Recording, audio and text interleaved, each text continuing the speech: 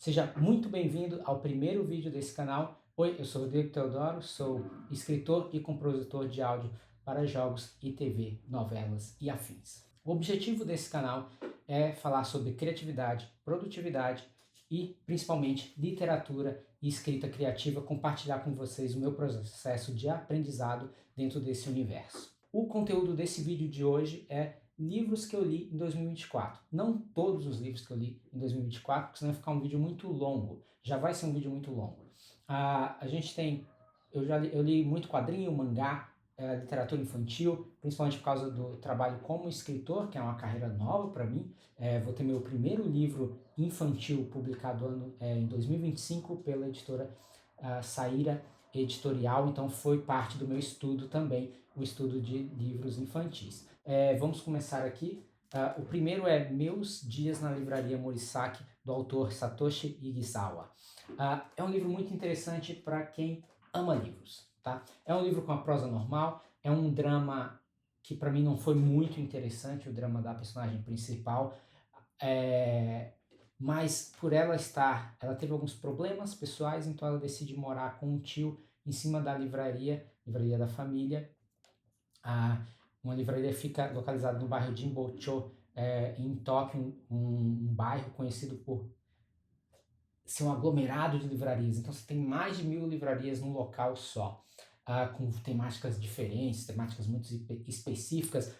Tem uma livraria lá que a temática é gatos. Então livros que falam de gatos, ficção, não ficção, etc., quadrinhos, você vai encontrar nessa pequena livraria. São pequenas livrarias de universos completamente diferentes e bem nichados e tal. E aqui a gente tem uma livraria Barra Sebo, que vende livros novos, como livros usados de ficção. Parece que o foco é bem literatura japonesa. Então aqui a gente acompanha uma pessoa que não lê, uma não leitora, e ela vai se tornar uma leitora assídua e vai amar a literatura. Então, para quem ama livros, essa descoberta dela da literatura japonesa é interessante, até para referência, são autores clássicos.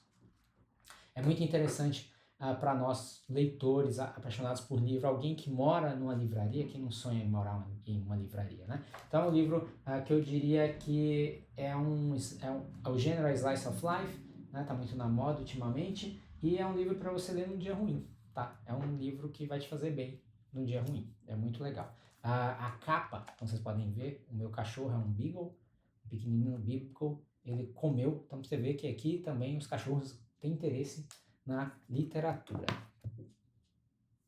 O próximo aqui da lista é O Monstro do Morumbi, um livro de uma autora brasileira, carioca, que veio morar em São Paulo aos 5 anos de idade, se não me engano, é Stella Carr, muito conhecida pelos seus livros de infantos juvenis. Ela tem uma série de livros dentro do universo detetive para infanto juvenil, assim, 11, 12 anos mais ou menos, a idade, né, que ela atingiu, mas é um livro interessante para adulto também. É um livro muito curto, vocês podem ver aqui, ó, bastante diálogo, tem ilustrações, o que é mais interessante, né? Então é um livro muito legal. Ela faz uma brincadeira com o Sherlock Holmes aqui. Tem outro livro que ela fez brincadeira com a Agatha Christie, que é um livro que eu estou interessado em ler.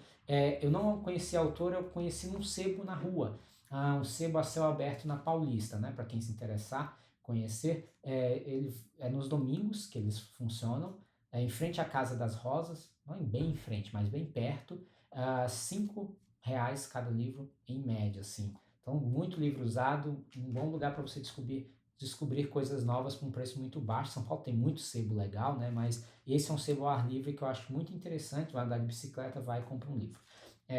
Então descobri esse livro lá, uma autora muito legal, muito engraçado. Para quem está querendo escrever infanto juvenil, acho que é um livro bem legal. Para quem gosta da coleção Vagalumes, é um livro que poderia estar lá, tá? Eu diria que o Brasil é bem rico em literatura infanto juvenil e poucos de nós adultos, né, a gente continua lendo esses livros e é uma literatura muito rica. Eu acho legal que ela fala aqui no começo, né, para vocês entenderem a temática do livro. Esse livro é dedicado a todos os leitores snobs que adoram livros com detetives de nomes estrangeiros e personalidades fleumáticas. E aí ela continua. E a todos os leitores que curtem uma gozação em cima de detetives snobs de nomes estrangeiros. Então ela já começa aqui, né, mostrando do que vai ser esse livro. Então é muito legal, as ilustrações são muito bacanas, uma autora nacional. Aqui o próximo também é autores nacionais, Brevidades, esse aqui eu quis trazer porque a gente lançou esse ano, minha primeira publicação oficial, profissional, um conto que está aqui dentro, são 29 autores, 29 contos. Esse livro surgiu dentro da oficina de contos do professor Tiago Cabelo, ele foi o organizador, ele que leu esses contos, ele fez a crítica, ele nos ajudou a escrever o melhor conto possível que a gente podia nesse momento. Foram acho que 4 turmas, os alunos que quiseram foram convidados a colocar seu conto aqui, todos contos excelentes dentro da temática brevidade, do breve. Não tinha restrição de fantasia, ficção científica, tempo, sei lá, passado, futuro. A única restrição era ter que falar da brevidade de alguma maneira. Então, a gente tem contos aqui de autores já publicados, autores que têm até livros mais vendidos lá na Amazon, o Jorge Marques, que foi o responsável pela produção, senão esse livro não teria saído. Muito obrigado, Jorge. Então, tem um conto do Jorge aqui, tem um conto do Reives Lorenzoni, que é um autor também publicado já, 2 livros pela Flive, O Jogo do Rei, e ele está terminando de escrever o 3º livro, que sai também em 2025, fiquem de olho aí nas redes sociais do Reives, só procurar O Jogo do Rei, que vocês vão encontrar. A capa foi feita pela escritora, animadora, ilustradora, design gráfico, faz tudo. É a Stephanie Watanabe. Magnífica a capa. Deixa eu pegar aqui. Ela caiu no chão aqui. O nosso marca-páginas também, que a Stephanie fez. Então, fantástico aqui. A Stephanie também tem um conto aqui nesse livro, que é muito bom também. Temos o Rafael Duke, que é o próximo autor que a gente vai mencionar. Então, um livro que surgiu de uma oficina de contos do Tiago Cabelo, que oferece cursos de escrita. Procure Tiago Cabelo nas redes sociais, ele está com inscrições abertas para o curso de romance dele, como escrever um romance. Então, excelente. Se você se interessou, procura a gente nas redes sociais. A gente tem algumas cópias ainda à venda, tá? Me procura. Eu indico também as pessoas que ainda têm cópias, porque eu tenho bem poucas. A gente deu muito para os familiares. Eu queria mostrar o meu conto aqui para vocês, né? Quase que eu me esqueço. O nome do conto é O Moldador de Hipnos, e aqui tem uma ilustração. Todo conto conta com uma ilustração, eu gostei bastante da minha. O meu conto se passa dentro do universo do romance que eu estou terminando de reescrever, né? Fiz o rascunho e agora eu estou no momento fiz a primeira revisão, agora estou no momento de reescrita para mandar para leitores betas e depois ver a publicação, né? Então é o meu primeiro romance e é dentro desse universo. Essa é a primeira história que eu escrevi dentro desse universo como se fosse um teste, e depois eu escrevi o romance, então foi muito divertido. São personagens que eu gostei muito de escrever. A temática da brevidade está dentro do sonho, dentro desse conto aqui. É um conto um pouco longo, mais longo que o normal, mas eu me diverti bastante. Espero que, se você ler, você se divirta tanto quanto eu me diverti escrevendo isso aqui. O próximo aqui é o Contos de Lendi, do Rafael Duke, que está presente aqui na coletânea. É um escritor que já publicou em outras coletâneas de contos também, teve muita publicação em 2024. Eu quero mostrar aqui para vocês a capa. Vamos lá para o início. A capa da Carol, parceira do Rafael Duke. É um livro excelente, coletânea de contos dentro desse universo de fantasia mágica, guerras políticas que o Duke criou, e você tem contos de diversas temáticas e diversos, assim, moods, vamos dizer assim. Então você tem piratas, que é mais divertido, você tem uma coisa que é mais séria, você tem sobre guerra, você tem política. Então são contos muito, muito legais. Eu gostei muito dos contos das piratas. Tem um outro conto de pirata também que eu gostei bastante. Ele, então, tem easter eggs, então tem personagem que está em um e aí talvez é mencionado no outro conto lá na frente. É um livro muito legal. Já está em pré-venda na Amazon, então você pode conseguir o seu. Foi um financiamento coletivo, assim como o Brevidades também foi financiamento coletivo. 2 financiamentos coletivos de sucesso. O Rafael Duke fez tudo sozinho, tá? É claro, contou com pessoas para preparação, revisão e tal. Então é um livro que eu aconselho bastante, recomendo bastante. É autor nacional também.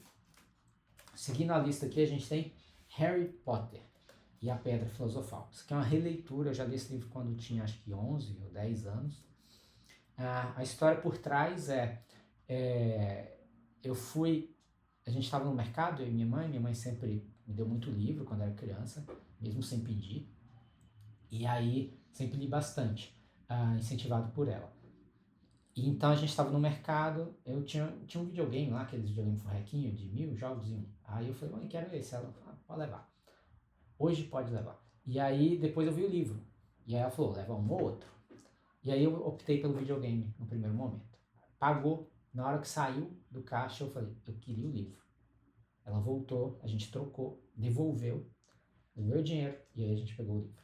Então, e eu não tinha visto o filme ainda na época, acho que já tinha o primeiro filme, eu não tinha visto o filme ainda e, e me apaixonei pelo livro, depois vi o filme 1 e 2, depois li o segundo livro. Falando do livro em si, é um livro curto, mas certeiro no que ele tenta contar. É um livro infanto-juvenil muito bem escrito, eu acho que a J.K. Rowling escreve muito bem. Eu gosto muito dos 2 primeiros livros, eu acho fantásticos porque eles são bem adequados para a idade que ela se propõe. Eu fui um dos leitores que cresceu lendo Harry Potter, então foi muito legal essa experiência, espero que isso possa se repetir com outras obras para outros leitores. É uma obra que tem uma descrição sucinta, ela não é uma pessoa que vai usar várias e várias linhas para descrever um personagem, uma situação. É rápido, mas você entende o que está acontecendo e você já se põe dentro daquele universo, é muito imersivo, eu acho muito imersivo. Eu acho que tem uma questão meio episódica, assim, como se fosse uma série dos anos 90. Você tem um episódio, cada capítulo é como se fosse um episódio, que se conecta com a grande história que está por trás. O que eu queria mencionar também, 2 coisas antes da gente finalizar aqui com o Harry. O Harry do livro é um personagem mais interessante que o Harry do filme. O Harry do filme é um pastelão, não faz nada, é a história que move ele.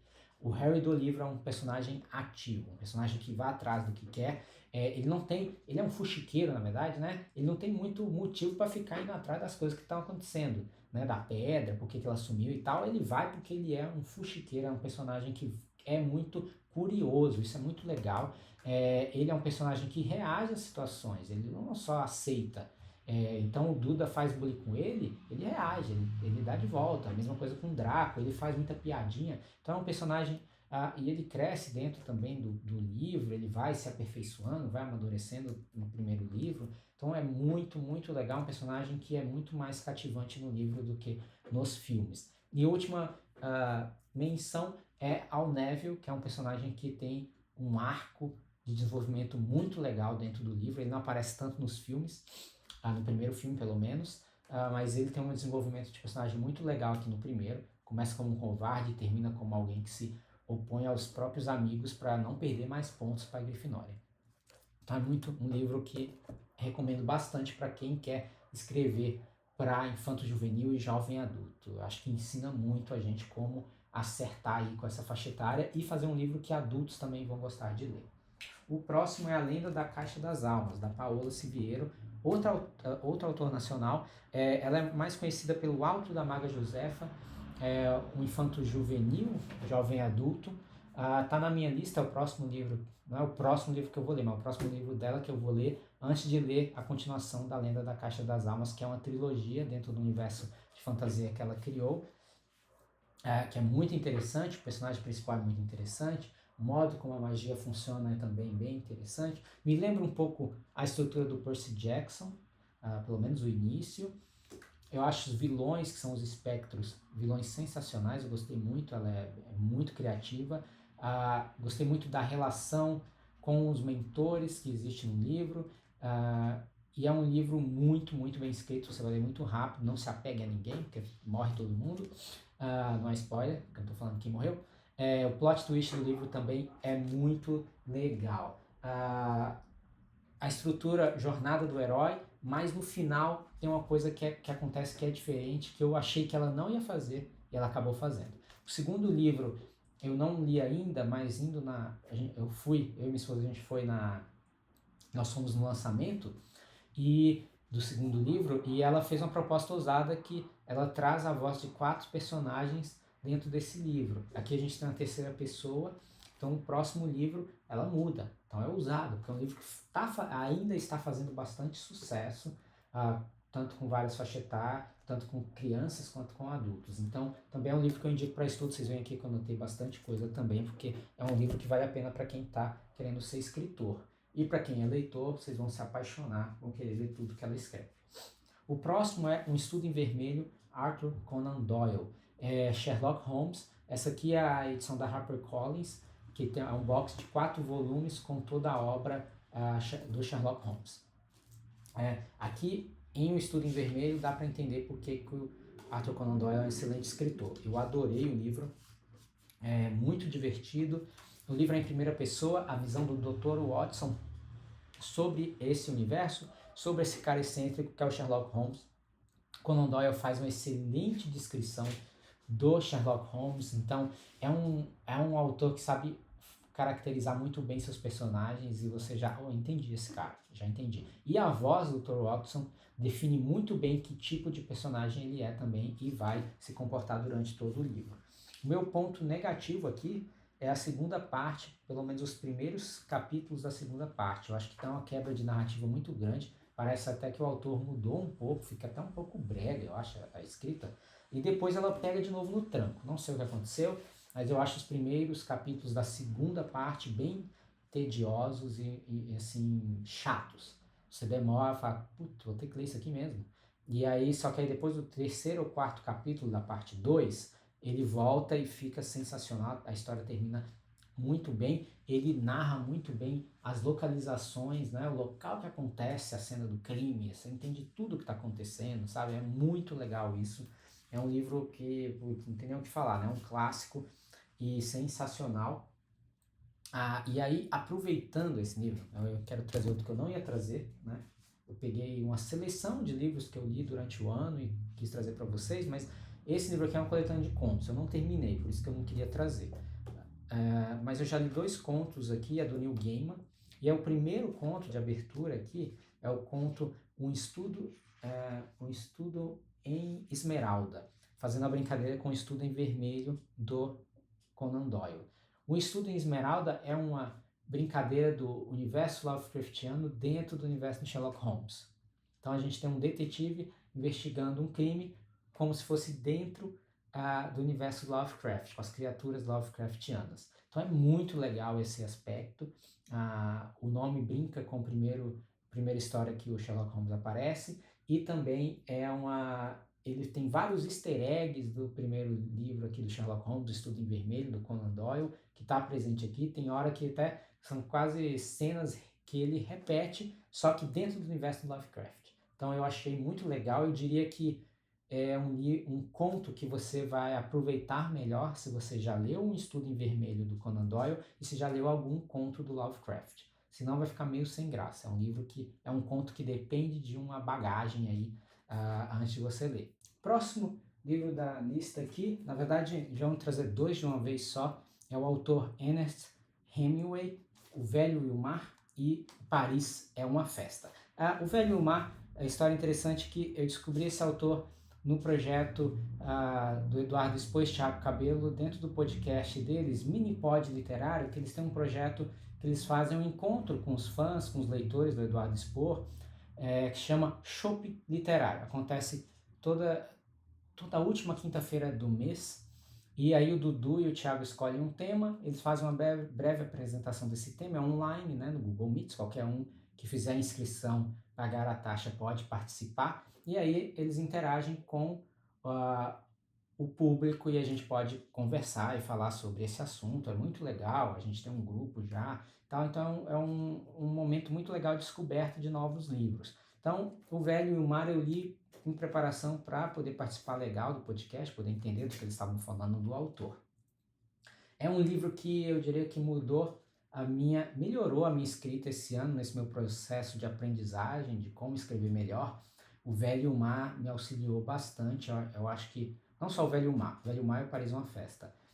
O Velho e o Mar foi um livro importante porque ele entrou dentro desse momento de criar uma disciplina e um hábito de leitura.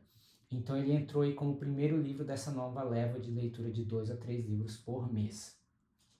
É um livro contemplativo, não só o Velho Mar, mas o Paris é uma Festa também. O Hamilton é escrita minimalista, né? Ele evita muita descrição, é um livro que evita gordura, né? Fininho. Mas é um livro que, ao mesmo tempo que evita barriga, que evita coisas desnecessárias, é também um livro contemplativo. Eu acho que ele, para mim, pelo menos de forma pessoal, se assemelhou muito ao conceito japonês Ma, que é um conceito aplicado em obras literárias, filmes, animação, desenhos, mangá. Por exemplo, Estúdio Ghibli tem uma cena, às vezes, da natureza, uma cena de contemplação, que às vezes não vai mover tanto a trama, mas que é importante para te situar dentro daquele universo. E ele faz esse uso desse conceito tanto em O Velho Mar quanto em O Paris é uma Festa. Então, são dois livros que demonstram a riqueza da escrita desse autor. Então, eu diria que é um livro que todo escritor deveria ler. Eu gostei muito do Velho Mar. O Velho Mar não tem capítulos, é uma história que você tem que ler nem divisão em cenas, vai acontecendo e vai indo, e você tem que ler. Acho que em 2, 3 dias você consegue terminar. É um livro excelente. Mas o meu destaque aqui vai também para o Paris é uma Festa. É um livro autobiográfico que o Hemingway está contando o período que ele viveu na França nos anos 20, em que ele conhece né, dos anos 20 na França, para quem não sabe, é uma época de efervescência, né, de autores que vão ser grandes autores, grandes músicos, pintores, que estão nesse momento, nessa cidade cosmopolita, então tentando interagir na forma de networking, eu acho, na época, e o Hemingway está lá, ele vai para Paris com a esposa para tentar ser escritor, abandona a vida de jornalista, então a gente vê a luta dele para se tornar escritor, né, a pobreza, o cara que às vezes não tem o que comer no dia também, né? Gasta tudo com bebida e na aposta de cavalo, né? Mas tá bom. O Hemingway, a capa já diz tudo, né? É um cachaceiro, bebe muito no almoço, no jantar, no café da manhã, acho que até dormindo. Mas é bem legal os encontros que ele tem com grandes autores como Scott Fitzgerald, que ele narra aqui uns 3, 4 capítulos. É o autor do livro Grande Gatsby. E é muito legal que ele fala do processo de escrita dele, mas ele fala do processo de escrita desses outros autores. O destaque realmente é para o processo de escrita que ele narra aqui. Por que ele escolhe a solidão? Por que ele precisa da exclusão para poder escrever melhor? Qual o processo dele para a escrita de um conto? Como é um dia dele como escritor trabalhando duro na escrita? Porque ele trabalha duro na escrita. Como foi sobreviver nesse período em Paris sem dinheiro, né, ganhando pouco? Ele só vendia contos, era isso, ele não estava trabalhando em mais nada, era só a escrita, né? Então realmente é muito interessante acompanhar essa história dele. Não é um livro que tem momentos de tensão, é realmente só relatos dele vivendo em Paris, conhecendo pessoas, escrevendo. O último capítulo ele narra o processo de escrita do romance, né? Então a gente acompanha ele escrevendo contos e até ele escreveu o seu primeiro romance. Então é muito interessante como ele fala a descrição dele de como foi aquele momento que ele escreveu tal história. Isso é muito legal para nós que somos escritores. Próximo da lista é o Metamorfose, do autor Franz Kafka, né? Nascido em Praga, o livro é escrito em alemão, o original. Adendo aqui sobre a tradução do Modesto Carone, excelente tradução, é considerada uma das melhores traduções aqui do Kafka, Companhia das Letras. Ele, de acordo com o próprio tradutor, ele tenta trazer a dureza, os aspectos às vezes ásperos da literatura do Kafka para o português, as frases longas, estilo de pontuação. Então é muito interessante que o tradutor, pela minha leitura e pelo que ele fala, do que ele tenta fazer, parece que ele conseguiu o seu objetivo. Então é uma tradução muito legal, direto do alemão, não é uma tradução da tradução, como você pode encontrar talvez em outras editoras. É um livro que tem sentenças longas moduladas por enunciados breves, ou seja, a gente tem sentenças curtas depois longas. Então ele faz um excelente balanço frasal, eu diria isso, que demonstra um pouco do domínio, né, desse cara que era um advogado e que queria ser escritor. Então assim, ele realça assim a trama em que o personagem se perde, é um personagem A história começa como se fosse no clímax de um livro normal, tradicional, um monte de coisa acontece para o cara virar um inseto. Que não, ele vira um inseto no começo do livro, não importa qual é o inseto, na minha opinião. Não importa se é barata, se é besouro, se é formiga, não tem problema qual é o inseto que você põe na sua cabeça aí. É um inseto nojento, essa é a questão. Ele vira um bicho asqueroso que as pessoas não querem ter contato. Qual vai ser a relação dele com a família? Qual é a relação dele com o trabalho? Isso que é o interessante nesse livro aqui. Não é um livro que não é um livro difícil de ler, tá, gente? É um livro que eu acho fácil de ler, mas não é um livro que tem didatismo. Ele não vai explicar tudo o que está acontecendo. Ele requer um esforço do leitor para interpretar algumas coisas que estão acontecendo. A gente tem a visão do Gregor, que é o personagem principal, um caixeiro viajante que se transforma no inseto, dentro do seu quarto. Ele não sai do quarto. A gente conhece a história pelo seu ponto de vista e a gente só tem contato com outras pessoas que entram no quarto. Se não entra no quarto, a gente não sabe o que está acontecendo fora do quarto, a não ser se ele escuta alguma coisa ou ele vê pela fresta da porta. Então, isso é um ponto, eu acho um ponto alto do livro. E, claro, esse é um livro continua atual, porque isso aqui é uma metáfora, né? Como o cara virou um inseto, mas como seria a família lidando com a pessoa que está em depressão, por exemplo, principalmente num período que não se entende o que é a depressão, né? Até mesmo hoje as pessoas não entendem muito bem a questão da depressão, né? Diz que você só está triste, levanta e vai trabalhar que melhora. Então, ele trabalha essa situação de como a família vai reagir a isso. Na minha visão, né? Você pode ter várias interpretações. Hoje, como disse, é um livro atual. Hoje temos muitas questões, questão de gênero, o momento da descoberta para essas pessoas. Como é esse momento? Como é o momento que vai contar para os pais, né? Tudo isso, como você vai explicar para sua família, que talvez seja uma família um pouco mais conservadora, preconceituosa? Como vai funcionar essa questão? Então eu acho que esse livro pode ser aplicado a várias situações, depende do momento da vida que está passando, das pessoas que você conhece, do seu contexto social. Então é um livro que se mantém atual, é um livro que eu recomendo para todos, talvez é o livro que eu mais gostei de ler esse ano, li acho que em 3 dias. Né? Então é muito interessante, muito legal, recomendo bastante. O nosso último livro aqui da lista é A Cor da Magia, do escritor britânico Terry Pratchett. Eu estava algum tempo em busca de um autor que escrevesse muito bem humor, mas não fosse só engraçado. Então a gente tem aqui Douglas Adams, é excelente também, eu gosto muito do universo criado pelo Douglas Adams. O Terry Pratchett era um grande fã do Douglas Adams, esse primeiro livro lembra bastante Douglas Adams. De acordo com os leitores, fãs do Terry Pratchett, os outros livros ele acaba se distanciando um pouco e criando mais uma prosa mais original. Então é um autor que não se apoia somente numa piada, vamos dizer assim, uma piada visual. Ele fala muito da linguagem, então é uma piada que usa muito a linguagem. Então é muito forte o humor britânico aqui, se você gosta de Doctor Who, se você gosta de Monty Python, se você gosta de Douglas Adams, é um livro muito indicado. Eu li primeiro a versão em português da editora Conrad, uma edição excelente, agora estou lendo a edição em inglês. A tradução acho que fez um bom trabalho, pelo menos aqui nos primeiros momentos do livro. Optaram por traduzir o que deveria ser traduzido e algumas coisas eles acabaram não traduzindo. Por quê?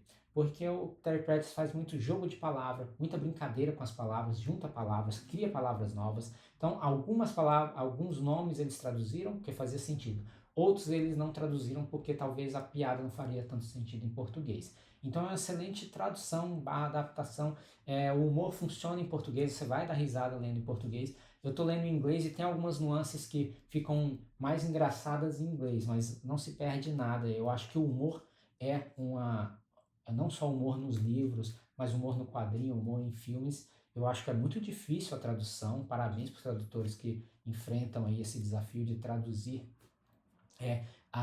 uma comédia, né? Porque realmente o humor ele é difícil de traduzir porque ele se pauta muito no uso da linguagem, né? Então eu tenho buscado autores que trabalham o humor não só em línguas estrangeiras, né, mas também em português, como foi o caso da Skelly Carr, para aprender como usar isso na nossa língua também. O Terry Pratchett é um excelente escritor. Esse livro faz parte do universo Discworld, palavra difícil em inglês, né?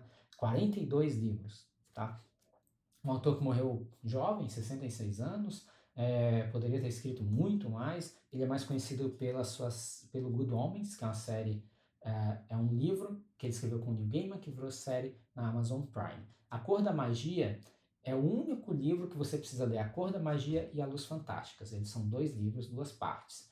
Os outros 42 livros desse universo do Discworld, pode ler qualquer um, não importa a ordem, personagens se repetem e tal, que é muito legal, mas você não precisa ter ordem, os livros são separados, tá? Só o primeiro que você vai ter que ler o primeiro e o segundo, porque eles se conectam aqui, termina num cliffhanger. Eu ainda não li o segundo livro, tá? Eu tô relendo primeiro A Cor da Magia para continuar com A Luz Fantástica.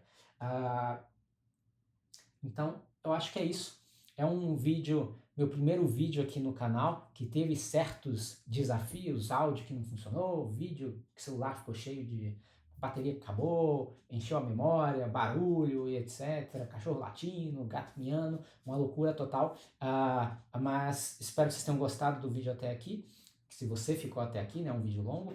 Se você quiser me seguir nas redes sociais, só procurar por Teodoro, você vai me achar no Instagram, ou no TikTok também, por Teodoro, vocês vão me encontrar por lá. Eu tenho uma outra conta no Instagram dedicado à composição, mas você pode me seguir nas duas se quiser, mas está atrás desse tipo de conteúdo aqui. Vai para o Instagram, vão ter vídeos curtos sobre todo o conteúdo que vai ser postado aqui no canal no YouTube também. Se você gostou, deixa seu gostei aí, se inscreva para os próximos vídeos. Espero que sejam melhores do que esse. Não prometo serem mais curtos, tá? É isso. Espero que tenham gostado do conteúdo de hoje e até a próxima.